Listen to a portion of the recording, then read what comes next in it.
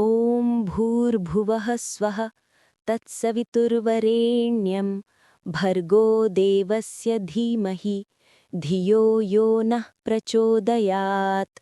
ॐ भूर्भुवः स्वः तत्सवितुर्वरेण्यं भर्गो देवस्य धीमहि धियो यो नः प्रचोदयात्। ॐ भूर्भुवः स्वः तत्सवितुर्वरेण्यं भर्गो देवस्य धीमहि धियो यो नः प्रचोदयात्। ॐ भूर्भुवः स्वः तत्सवितुर्वरेण्यं भर्गो देवस्य धीमहि धियो यो नः प्रचोदयात्। ॐ भूर्भुवः स्वः तत्सवितुर्वरेण्यं भर्गो देवस्य धीमहि धियो यो नः प्रचोदयात्। ॐ भूर्भुवः स्वः तत्सवितुर्वरेण्यं भर्गो देवस्य धीमहि धियो यो नः प्रचोदयात्। ॐ भूर्भुवः स्वः तत्सवितुर्वरेण्यं भर्गो देवस्य धीमहि धियो यो नः प्रचोदयात्। ॐ भूर्भुवः स्वः तत्सवितुर्वरेण्यं भर्गो देवस्य धीमहि धियो यो नः प्रचोदयात्। ॐ भूर्भुवः स्वः तत्सवितुर्वरेण्यं भर्गो देवस्य धीमहि धियो यो नः प्रचोदयात्। ॐ भूर्भुवः स्वः तत्सवितुर्वरेण्यं भर्गो देवस्य धीमहि धियो यो नः प्रचोदयात्। ॐ भूर्भुवः स्वः तत्सवितुर्वरेण्यं भर्गो देवस्य धीमहि धियो यो नः प्रचोदयात्। ॐ भूर्भुवः स्वः तत्सवितुर्वरेण्यं भर्गो देवस्य धीमहि धियो यो नः प्रचोदयात्। ॐ भूर्भुवः स्वः तत्सवितुर्वरेण्यं भर्गो देवस्य धीमहि धियो यो नः प्रचोदयात्। ॐ भूर्भुवः स्वः तत्सवितुर्वरेण्यं भर्गो देवस्य धीमहि धियो यो नः प्रचोदयात्। ॐ भूर्भुवः स्वः तत्सवितुर्वरेण्यं भर्गो देवस्य धीमहि धियो यो नः प्रचोदयात्। ॐ भूर्भुवः स्वः तत्सवितुर्वरेण्यं भर्गो देवस्य धीमहि धियो यो नः प्रचोदयात्। ॐ भूर्भुवः स्वः तत्सवितुर्वरेण्यं भर्गो देवस्य धीमहि धियो यो नः प्रचोदयात्। ॐ भूर्भुवः स्वः तत्सवितुर्वरेण्यं भर्गो देवस्य धीमहि धियो यो नः प्रचोदयात्। ॐ भूर्भुवः स्वः तत्सवितुर्वरेण्यं भर्गो देवस्य धीमहि धियो यो नः प्रचोदयात्। ॐ भूर्भुवः स्वः तत्सवितुर्वरेण्यं भर्गो देवस्य धीमहि धियो यो नः प्रचोदयात्। ॐ भूर्भुवः स्वः तत्सवितुर्वरेण्यं भर्गो देवस्य धीमहि धियो यो नः प्रचोदयात्। ॐ भूर्भुवः स्वः तत्सवितुर्वरेण्यं भर्गो देवस्य धीमहि धियो यो नः प्रचोदयात्। ॐ भूर्भुवः स्वः तत्सवितुर्वरेण्यं भर्गो देवस्य धीमहि धियो यो नः प्रचोदयात्। ॐ भूर्भुवः स्वः तत्सवितुर्वरेण्यं भर्गो देवस्य धीमहि धियो यो नः प्रचोदयात्। ॐ भूर्भुवः स्वः तत्सवितुर्वरेण्यं भर्गो देवस्य धीमहि धियो यो नः प्रचोदयात्। ॐ भूर्भुवः स्वः तत्सवितुर्वरेण्यं भर्गो देवस्य धीमहि धियो यो नः प्रचोदयात्। ॐ भूर्भुवः स्वः तत्सवितुर्वरेण्यं भर्गो देवस्य धीमहि धियो यो नः प्रचोदयात्। ॐ भूर्भुवः स्वः तत्सवितुर्वरेण्यं भर्गो देवस्य धीमहि धियो यो नः प्रचोदयात्। ॐ भूर्भुवः स्वः तत्सवितुर्वरेण्यं भर्गो देवस्य धीमहि धियो यो नः प्रचोदयात्। ॐ भूर्भुवः स्वः तत्सवितुर्वरेण्यं भर्गो देवस्य धीमहि धियो यो नः प्रचोदयात्। ॐ भूर्भुवः स्वः तत्सवितुर्वरेण्यं भर्गो देवस्य धीमहि धियो यो नः प्रचोदयात्। ॐ भूर्भुवः स्वः तत्सवितुर्वरेण्यं भर्गो देवस्य धीमहि धियो यो नः प्रचोदयात्। ॐ भूर्भुवः स्वः तत्सवितुर्वरेण्यं भर्गो देवस्य धीमहि धियो यो नः प्रचोदयात्। ॐ भूर्भुवः स्वः तत्सवितुर्वरेण्यं भर्गो देवस्य धीमहि धियो यो नः प्रचोदयात्। ॐ भूर्भुवः स्वः तत्सवितुर्वरेण्यं भर्गो देवस्य धीमहि धियो यो नः प्रचोदयात्। ॐ भूर्भुवः स्वः तत्सवितुर्वरेण्यं भर्गो देवस्य धीमहि धियो यो नः प्रचोदयात्। ॐ भूर्भुवः स्वः तत्सवितुर्वरेण्यं भर्गो देवस्य धीमहि धियो यो नः प्रचोदयात्। ॐ भूर्भुवः स्वः तत्सवितुर्वरेण्यं भर्गो देवस्य धीमहि धियो यो नः प्रचोदयात्। ॐ भूर्भुवः स्वः तत्सवितुर्वरेण्यं भर्गो देवस्य धीमहि धियो यो नः प्रचोदयात्। ॐ भूर्भुवः स्वः तत्सवितुर्वरेण्यं भर्गो देवस्य धीमहि धियो यो नः प्रचोदयात्। ॐ भूर्भुवः स्वः तत्सवितुर्वरेण्यं भर्गो देवस्य धीमहि धियो यो नः प्रचोदयात्। ॐ भूर्भुवः स्वः तत्सवितुर्वरेण्यं भर्गो देवस्य धीमहि धियो यो नः प्रचोदयात्। ॐ भूर्भुवः स्वः तत्सवितुर्वरेण्यं भर्गो देवस्य धीमहि धियो यो नः प्रचोदयात्। ॐ भूर्भुवः स्वः तत्सवितुर्वरेण्यं भर्गो देवस्य धीमहि धियो यो नः प्रचोदयात्। ॐ भूर्भुवः स्वः तत्सवितुर्वरेण्यं भर्गो देवस्य धीमहि धियो यो नः प्रचोदयात्। ॐ भूर्भुवः स्वः तत्सवितुर्वरेण्यं भर्गो देवस्य धीमहि धियो यो नः प्रचोदयात्। ॐ भूर्भुवः स्वः तत्सवितुर्वरेण्यं भर्गो देवस्य धीमहि धियो यो नः प्रचोदयात्। ॐ भूर्भुवः स्वः तत्सवितुर्वरेण्यं भर्गो देवस्य धीमहि धियो यो नः प्रचोदयात्। ॐ भूर्भुवः स्वः तत्सवितुर्वरेण्यं भर्गो देवस्य धीमहि धियो यो नः प्रचोदयात्।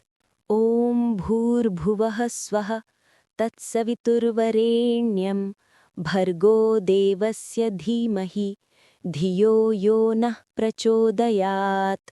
ॐ भूर्भुवः स्वः तत्सवितुर्वरेण्यं भर्गो देवस्य धीमहि धियो यो नः प्रचोदयात्। ॐ भूर्भुवः स्वः तत्सवितुर्वरेण्यं भर्गो देवस्य धीमहि धियो यो नः प्रचोदयात्। ॐ भूर्भुवः स्वः तत्सवितुर्वरेण्यं भर्गो देवस्य धीमहि धियो यो नः प्रचोदयात्। ॐ भूर्भुवः स्वः तत्सवितुर्वरेण्यं भर्गो देवस्य धीमहि धियो यो नः प्रचोदयात्। ॐ भूर्भुवः स्वः तत्सवितुर्वरेण्यं भर्गो देवस्य धीमहि धियो यो नः प्रचोदयात्। ॐ भूर्भुवः स्वः तत्सवितुर्वरेण्यं भर्गो देवस्य धीमहि धियो यो नः प्रचोदयात्। ॐ भूर्भुवः स्वः तत्सवितुर्वरेण्यं भर्गो देवस्य धीमहि धियो यो नः प्रचोदयात्। ॐ भूर्भुवः स्वः तत्सवितुर्वरेण्यं भर्गो देवस्य धीमहि धियो यो नः प्रचोदयात्। ॐ भूर्भुवः स्वः तत्सवितुर्वरेण्यं भर्गो देवस्य धीमहि धियो यो नः प्रचोदयात्। ॐ भूर्भुवः स्वः तत्सवितुर्वरेण्यं भर्गो देवस्य धीमहि धियो यो नः प्रचोदयात्। ॐ भूर्भुवः स्वः तत्सवितुर्वरेण्यं भर्गो देवस्य धीमहि धियो यो नः प्रचोदयात्। ॐ भूर्भुवः स्वः तत्सवितुर्वरेण्यं भर्गो देवस्य धीमहि धियो यो नः प्रचोदयात्। ॐ भूर्भुवः स्वः तत्सवितुर्वरेण्यं भर्गो देवस्य धीमहि धियो यो नः प्रचोदयात्। ॐ भूर्भुवः स्वः तत्सवितुर्वरेण्यं भर्गो देवस्य धीमहि धियो यो नः प्रचोदयात्। ॐ भूर्भुवः स्वः तत्सवितुर्वरेण्यं भर्गो देवस्य धीमहि धियो यो नः प्रचोदयात्। ॐ भूर्भुवः स्वः तत्सवितुर्वरेण्यं भर्गो देवस्य धीमहि धियो यो नः प्रचोदयात्। ॐ भूर्भुवः स्वः तत्सवितुर्वरेण्यं भर्गो देवस्य धीमहि धियो यो नः प्रचोदयात्। ॐ भूर्भुवः स्वः तत्सवितुर्वरेण्यं भर्गो देवस्य धीमहि धियो यो नः प्रचोदयात्। ॐ भूर्भुवः स्वः तत्सवितुर्वरेण्यं भर्गो देवस्य धीमहि धियो यो नः प्रचोदयात्। ॐ भूर्भुवः स्वः तत्सवितुर्वरेण्यं भर्गो देवस्य धीमहि धियो यो नः प्रचोदयात्। ॐ भूर्भुवः स्वः तत्सवितुर्वरेण्यं भर्गो देवस्य धीमहि धियो यो नः प्रचोदयात्। ॐ भूर्भुवः स्वः तत्सवितुर्वरेण्यं भर्गो देवस्य धीमहि धियो यो नः प्रचोदयात्। ॐ भूर्भुवः स्वः तत्सवितुर्वरेण्यं भर्गो देवस्य धीमहि धियो यो नः प्रचोदयात्। ॐ भूर्भुवः स्वः तत्सवितुर्वरेण्यं भर्गो देवस्य धीमहि धियो यो नः प्रचोदयात्। ॐ भूर्भुवः स्वः तत्सवितुर्वरेण्यं भर्गो देवस्य धीमहि धियो यो नः प्रचोदयात्। ॐ भूर्भुवः स्वः तत्सवितुर्वरेण्यं भर्गो देवस्य धीमहि धियो यो नः प्रचोदयात्। ॐ भूर्भुवः स्वः तत्सवितुर्वरेण्यं भर्गो देवस्य धीमहि धियो यो नः प्रचोदयात्। ॐ भूर्भुवः स्वः तत्सवितुर्वरेण्यं भर्गो देवस्य धीमहि धियो यो नः प्रचोदयात्। ॐ भूर्भुवः स्वः तत्सवितुर्वरेण्यं भर्गो देवस्य धीमहि धियो यो नः प्रचोदयात्।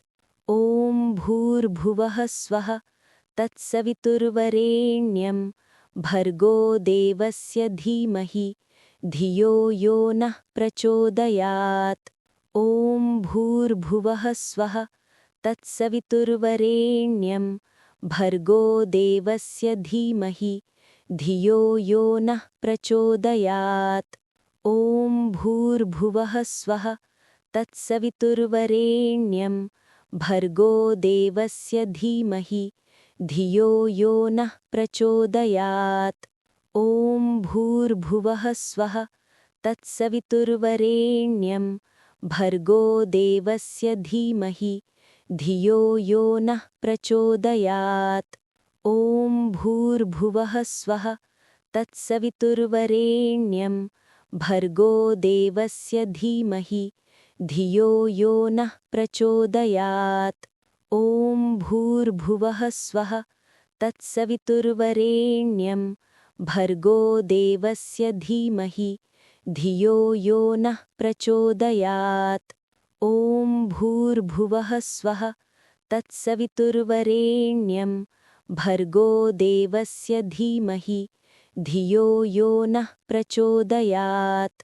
ॐ भूर्भुवः स्वः तत्सवितुर्वरेण्यं भर्गो देवस्य धीमहि धियो यो नः प्रचोदयात्।